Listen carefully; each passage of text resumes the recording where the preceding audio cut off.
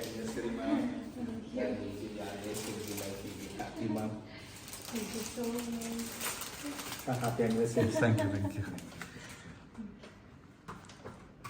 This is Mrs. Kasa.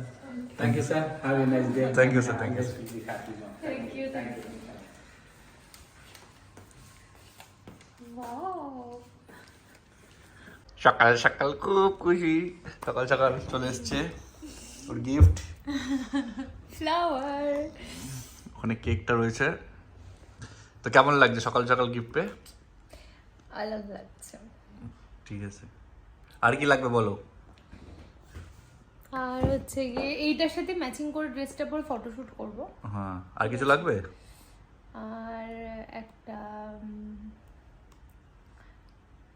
টাকার কিছু লাগবে না। তোমার আর কিছু না, তো এখন বলবে আর কিছু না, তারপরে কথা শোনাবে। আমার তো অ্যানিভার্সারিতে তুমি কিছু দিলেই না, তোমার বার্থডেতে কিছু দিইনি, আমাকে অনেক কথা শুনতে হয়েছে। যে তুমি তখন কি বললে আমাকে, যে না না এখন টাকা পয়সা নেই, এখন কিছু করতে হবে না। এদিকে রোজ কথায় কথা শুনিয়েই দাও, ঠিক বার্থডেতে কিন্তু তুমি আমাকে কিছুই দিলে না। হ্যাঁ, মানে কথা শোনাতে ওস্তাদ। এদিকে যখন চাইবো তখন বলবে যে না কিছুই লাগবে না।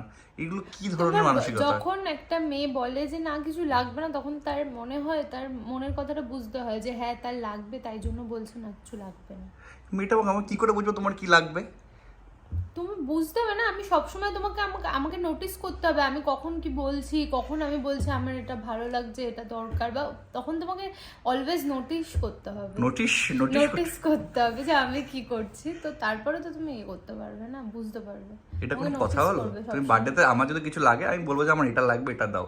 তুমি কি বলে বার্থডে সময় না না এখন পয়সা কত, মানে কত ভালো। আমি বললাম ভাই আমার বউটা কি ভালো, মানে কিছুই চায় না। সবার মানে অনেকে গিফট চায়, আমার বললো বাবা লাগবে না। আমি মাকে বললাম ফোন করে, মা জানো সাইনি এরকম বলেছে। মা বললো দেখলি তো কত ভালো মেয়ে। তারপরে কথাটা আর বলিনি তো, যে 4-5 দিন পর থেকে শুরু করে দিয়েছে বলা, আমার বার্থডেতে তুমি কি ঝগড়া হলেই একটাই কথা, আমার বার্থডেতে তুমি কিছু দিলে না। এখন যদি অ্যানিভার্সারিতে কিছু না দিই তাহলেও বলবে তো। আবার তোমার মা বলছে কি নেবে বলো অ্যানিভার্সারিতে। মানে বিয়েতে যা একটা জিনিস দিয়েছে এত বড়, ওকেই সামলাতে আমার খারাপ হয়ে যাচ্ছে। আবার বলছে কি নেবে, মাথা খারাপ। আমি বলবো আর কিছু লাগবে না, পারলে এটাকে নিয়ে যাও, যেটা গিফট দিয়েছে ওটাকে নিয়ে চলে যাও। সত্যি তো বলছো, আজকের দিনে তুমি এইসব ভুলভাল কথা বলছো, আমি সত্যি চলে যাবো। তো চলে যাও, আমি তো না করেছি তোমাকে, কবে আমি না করলাম বলো, তুমি যেও না। ঠিক আছে, ড্রেস ফেস গুলো তাহলে গুছিয়ে রেখো, আমি আবার আছি। গোছাবে, কিন্তু যদি আবার না যাও তাই কিন্তু আমি আর উপরে ওঠাবো না, ওটা উপরে আছে উপরেই থাকবে। এবার যদি তুমি নামাও, নামানোর পর যদি বলো আবার তোমার মুড চেঞ্জ হয়ে যায়, আমি কিন্তু আর ওঠাবো না ওখানে। এত বাজে কেন তুমি? এত বাজে না, তুমি বলো তোমার মাকে ফোন করো কোথায় যে অ্যানিভার্সারি, মা তুমি যে গিফটটা বিয়েতে দিয়েছিলে বলছে ওই গিফটটাই আবার নিয়ে চলে যাবে ফিরিয়ে নিতে।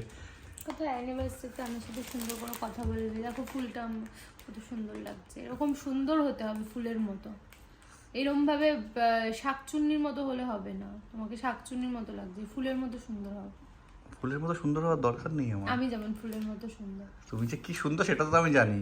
তোমার রূপ তো আর 2-3 বছর পর চলে যাবে, কিন্তু তোমার মনের ভিতর যে পাপটা আছে সেটা কোথায় যাবে? সেটা তো আর যাবে না। আমি না দেখতে সুন্দর না মানলাম, কিন্তু আমার মনের মধ্যে সৌন্দর্য আছে, ওটা কোনোদিন যাবে না। সকাল সকাল খাওয়ালাম উঠে, কি খাইয়েছো? পাউরুটি আর চা। এটা কোনো ব্রেড খাওয়া হলো? বাটার বলে ওটাকে, ব্রেড বাটার। সেটাই। এতক্ষণ ধরে আমি ব্রেড বাটার করেছি। এতক্ষণ ব্রেড বাটার করতে প্রচুর সময় লাগে সাইনি। জানো আমার শরীরটাও ভালো না। শরীরটা তোমার কোন সময় ভালো থাকে বলো? যেদিনকে রান্না করে তোমাকে যেতে হয় সকালবেলা, সেদিনকে তোমার শরীরটা খারাপ হয়ে যায়। আর এখন ঘুরতে যেতে বলো, ব্যাস তোমার শরীর একদম পুরো চাঙ্গা হয়ে যাবে, একদম 10টা ড্রেস বার করে পরে নেবে, পরে রেডি একদম। মেরে ফেলবো আমি তোমাকে। তুমি বলো না আমি কিছু ভুল বলেছি? তোমরা কোথায় যাবো আজকে? আজকে কোথায় যাবে না, আগে প্রমোশন 10টা প্রমোশন করে এসছো, ওই ভিডিওগুলো এডিট করো বসে, ঠিক আছে? ভিডিওগুলো এডিট করো, এডিট করে ছাড়তে হবে, নাহলে ওরা ম্যানেজারগুলো ফোন করে তোমাকে ডিস্টার্ব করবে। তোমাকে তো করবে না, আমাকে করবে। জ্বালাতুন আমার আর ভালো লাগে না, এই এডিট করো এই ছাড়ো ভিডিও, ভালো লাগে না আমার। প্রমোশন করতে যেতে বলেছিলাম আমি? হ্যাঁ বলেছিলাম। তুমি কেন বলবে? টাকা নেওয়ার সময় তো পকেটে ঠিক বুঝে নিয়েছো, তখন তো আর বলোনি যে না আমাকে টাকা নিতে হবে না, আপনি রেখে দিন, বলেছে টাকা